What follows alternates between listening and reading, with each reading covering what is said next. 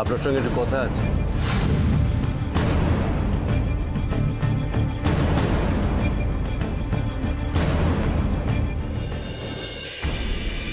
Mister মিত্র, কেমন আছেন?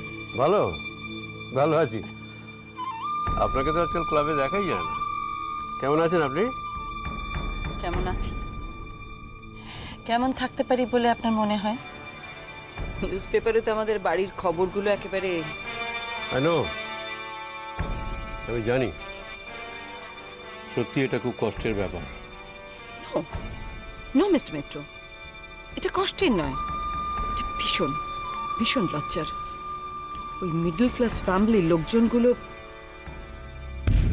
লোহা গরম আছে, হাতুড়িটা মেরেই দিই। ওই ফ্যামিলির লোকজনগুলোকে ধ্বংস না করা পর্যন্ত আমার শান্তি নেই। যে কোনো উপায়। একটা উপায় আছে, কি? আপনার মেয়ের সঙ্গে প্রবালের বিয়ে দিয়ে দিন। What? কি বলছেন আপনি? ঠিকই বলছি। ওই পরিবার থেকে প্রতিশোধ নেওয়ার একটাই রাস্তা, শুভ্র। শুভ্রর ছেলে প্রবালের ওপরে অনেক ভরসা রাখে। এক বুক আশা নিয়ে বেঁচে আছে শুভ্র। তাই প্রবালকে যদি আমরা হাতের মুঠোর মধ্যে পাই, তাহলে সব কিছু শেষ হয়ে যাবে। কিন্তু মিস্টার মিত্র, ওইরকম একটা ফ্যামিলিতে আমার মেয়ের বিয়ে দিয়ে মেয়ের ভবিষ্যৎটা আমি নষ্ট করতে পারি না। আজকালকার দিনে মেয়ে তো, যদি মাথা গরম করে কিছু করে ফেলে, যদি নিজেকে শেষ করে ফেলে, তাহলে তো চিরজীবনের মতো মেয়েকে আর দেখতে পাবেন না। কিন্তু মিস্টার মিত্র, ডোন্ট ওয়ারি, এই বিয়েটা হলে সোসাইটিতে হয়তো আপনাদের স্ট্যাটাস একটু কমবে, কিন্তু জনগণের কাছে আপনাদের মুখ অনেক অনেক উজ্জ্বল হয়ে উঠবে। আর বিপুল ভোট পাবেন মন্ত্রী বিশ্বনাথ সরকার। আর আর আপনি, আপনারা আমার আত্মীয় হবেন। আপনার আত্মীয়? হুম। কি করে? আমার ছেলে রূপম ওই মিডল ক্লাস শুভ্রর মেয়েকে ভালোবাসে, ওকে বিয়ে করতে চায়। আর বাবা হিসেবে আমিও বাধা দিচ্ছি না, ওদের এই সম্পর্কটা আমি মেনে নিচ্ছি। সুব্রত চৌধুরীর মেয়ে মানে? শ্রেয়া, শ্রেয়াকে ভালোবাসে আমার ছেলে। ও মাই গড! তাই তো বলছি, প্রবাল আর ঐন্দ্রিলার সম্পর্কটাকে আপনি মেনে নিন। তারপরে কিভাবে ওই পরিবারটাকে ভেঙে খান করে দিতে হয়, সেটা আপনার মতো বুদ্ধিমতী মহিলাকে নিশ্চয়ই শিখিয়ে দিতে হবে না? Not a bad idea.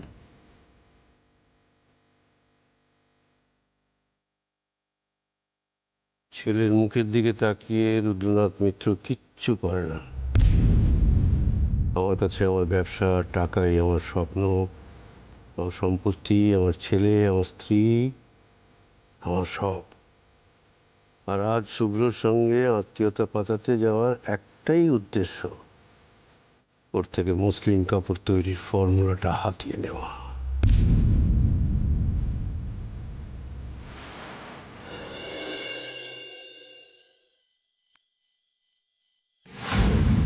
কি বলছো কি প্রমিলা? মিস্টার মিত্র তোমাকে এসব কথা বললেন? হ্যাঁ, বললেন। উনি বললেন যে ওই মিডল ক্লাসগুলোকে জব্দ করার একটাই রাস্তা, ওয়েন্দ্রিলার সঙ্গে প্রবালের বিয়ে দিয়ে দেওয়া। কিন্তু প্রতিশোধ নেওয়ার জন্য মেয়েটাকে বস্তিতে বিয়ে দেবো? তুমি এটা ভাবছো কি করে? ভাবতে হচ্ছে বলে, সামনে ইলেকশন, তোমার কেরিয়ারের কথা তো আমায় ভাবতে হবে। কিন্তু তাই বলে কি বিরোধী পক্ষের ঘরে ভোট দেবো নাকি? এ তো পঞ্চবার্ষিকী পরিকল্পনা হয়ে যাচ্ছে। পরিকল্পনাটা বার্ষিক, মাসিক না পাক্ষিক, সেটা তো ওয়েন্দ্রিলা সরকার ঠিক করবে। কিন্তু কোনো কিন্তু নয়, যা বলছি সেটা করো। ন্যাপাকে ফোন করো। তোমার দ্বারা কিচ্ছু হবে না, কিচ্ছু না।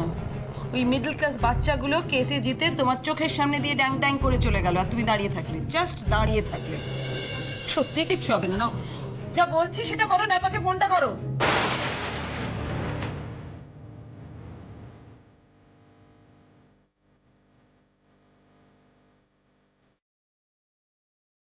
হ্যালো নেপা, হ্যালো, নেপা, আমি মিসেস সরকার বলছি। শোনো, তোমাকে একটা খুব গুরুত্বপূর্ণ কাজের দায়িত্ব দেব আমি। খুব গুরুত্বপূর্ণ কাজ।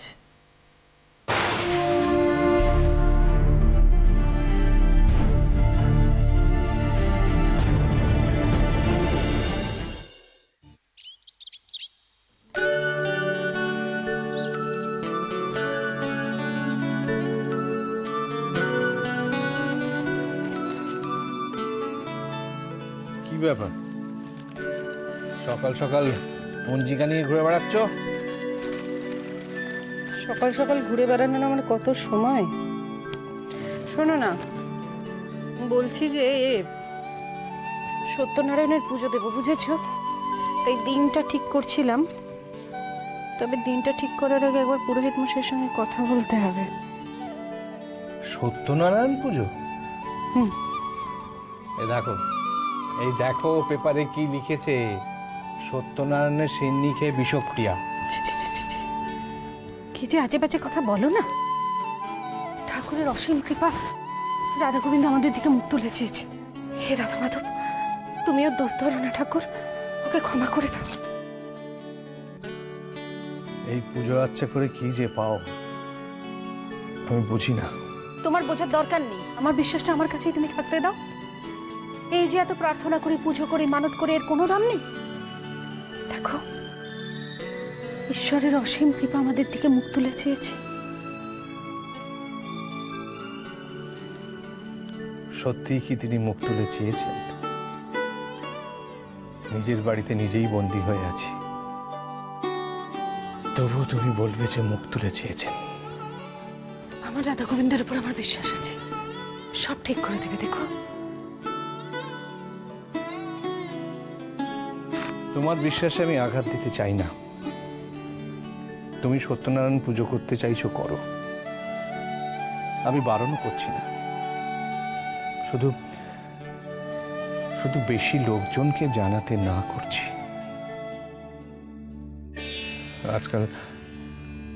আজকাল বেশি লোকজন জড়ো হলে আমার অস্বস্তি হয় রুমা। শোনো, এসব আজে বাজে কথাগুলো ভাবাটা এবার তুমি বন্ধ করো। সরো দেখে, সরো। আরে কত টাকা খরচা, কাকে কাকে বলবো কিছুই তো ভাবিনি। একটা হিসেব করি। আচ্ছা ঠিক আছে, তুমি আমাকে দাও, দাও, বলো কাকে কাকে বলবে, বলো। এই যে ধরো না, মিষ্টুরা 3 জন, মাসিমা মেসমশাইরা 2 জন, সুমিত্রা বৌদিরা, আর ওদিকে রূপমদের বলতে হবে। হ্যাঁ গো, বাড়িতে এক তো লোকজন যাতায়াত করবে, পাড়ার লোকেদের ডাকবো না, ওরা খারাপ ভাববে না? বেশ বেশ, তোমার যাকে মন চায় তুমি তাকেই বলো। আচ্ছা, নিপাকে বলবে না? অনেকদিন দেখি না ওকে। কি যে বলো তুমি, নিপাকে বলবো না? শুধু একটা অনুরোধ রুমা, প্লিজ আমাকে ওই ঘরে ডেকো না। আমি লোকজনের সামনে আসতে পারবো না।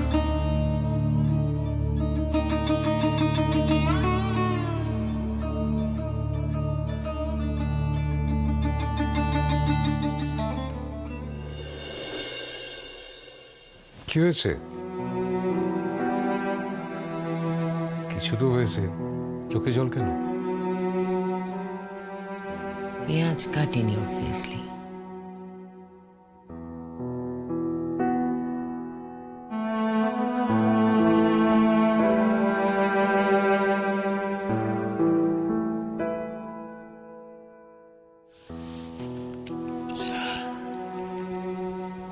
দেখো, বাইরের যে কেউ, এমনকি দাদারা, আমাকে মিসআন্ডারস্ট্যান্ড করবে, এটা খুব স্বাভাবিক। কিন্তু তুমিও যদি আমাকে ভুল বুঝো, তাহলে আমি দাঁড়াবো কোথায়? বললাম তো, সরি। নিপা, আমরা সোসাইটির এমন একটা লেভেলে বিলং করি যেখানে আমরা না আমাদের পছন্দ মতো ইচ্ছে মতো কাজ করতে পারি না, চাইলেও পারি না। আমাদের মাথার উপরে বসে থাকে এমন কিছু খারাপ লোক যারা আমাদের ডমিনেট করে, আমাদের লিটারালি চালায়।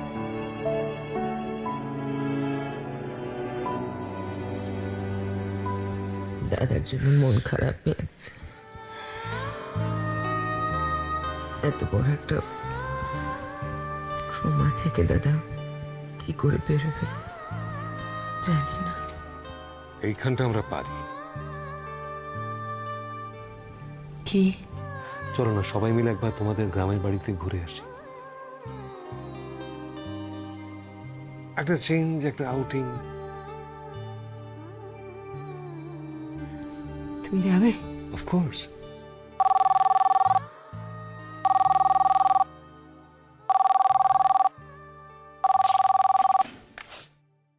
হ্যালো, হ্যালো নিপা, তোরা ভালো আছিস রে? দাদা ভালো আছে? আছি গো।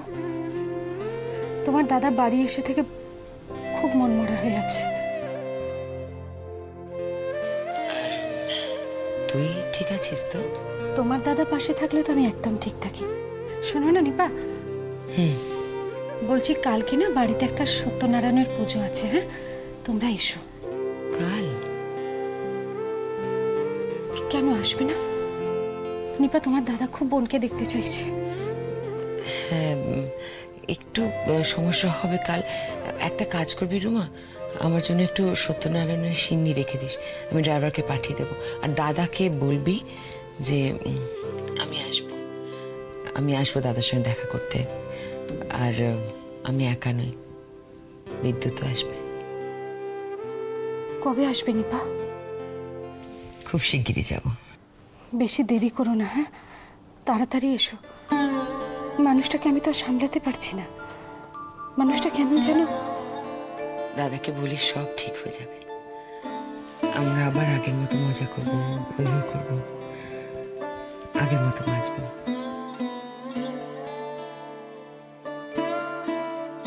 কি রে, তুই চুপ করে আছিস? কাঁদছিস? না, ভাবছি। কি ভাবছিস? ভাবছি জীবনে কিচ্ছু হারায় না, আপনজনের আপনজনই থাকে। রাখছি।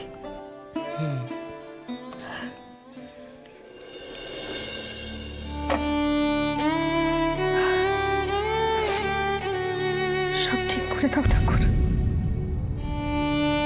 সব ঠিক করে দাও।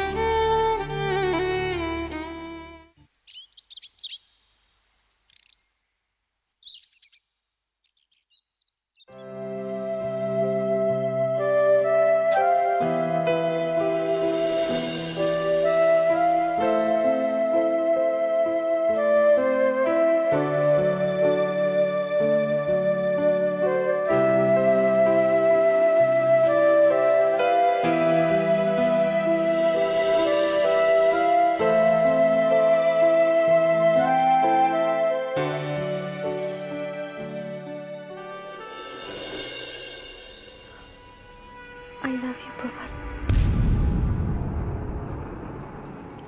I love you.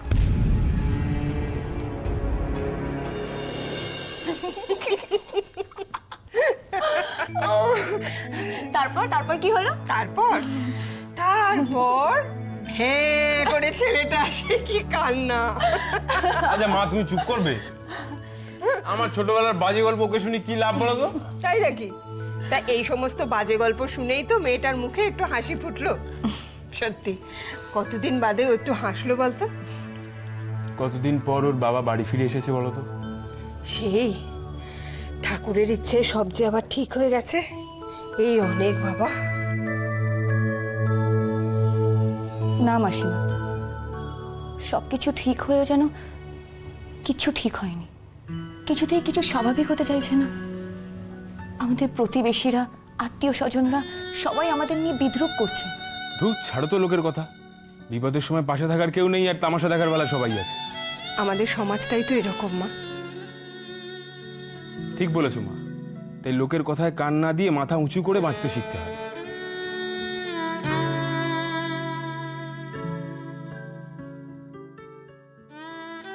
হ্যাঁ শ্রেয়া, দেখবে আস্তে আস্তে সব ঠিক হয়ে যাবে। আশীর্বাদ করুন মাসিমা, পরিস্থিতির সঙ্গে যেন এভাবেই মানিয়ে চলতে পারি। নিশ্চয়ই পারবে মা। আজ আসি, বাবার সঙ্গে একটু সময় কাটাবো। হ্যাঁ মা, এসো। কতদিন বাদে বাবাকে পেয়েছো। ও মানুষ, তোমার মোবাইল ফোনটা নাও। কেন, তোমার কাছে থাক। না না, এটার আমার আর দরকার নেই।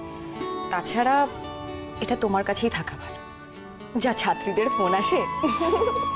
নাও ধরো। ছাত্রীরা ফোন করে, তাই বুঝি? আচ্ছা ঠিক আছে, তোমাকেও একটা আমি ফোন কিনে দেবো, ছাত্ররা ফোন করবে। বারে,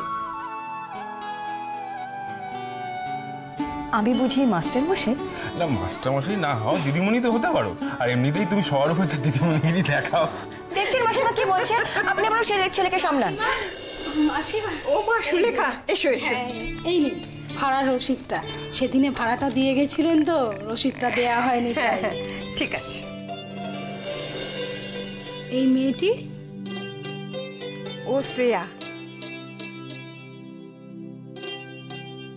ও, যার বাবা দাদা জেলে গিয়েছিল না?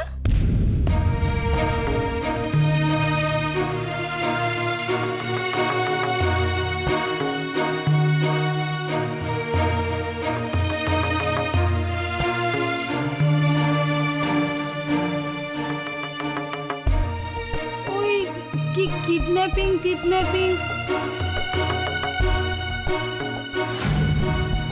বলো না ভাই, খুব মেরেছে নাকি?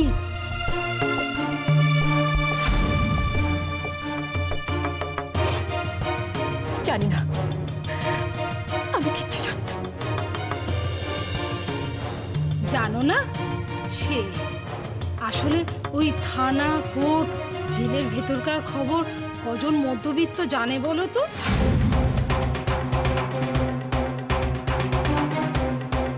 কে দেবে?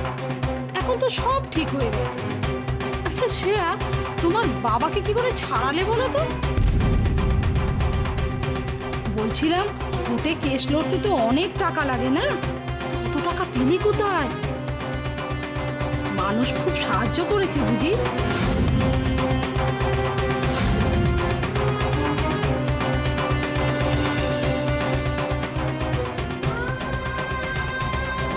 আমি আসছি।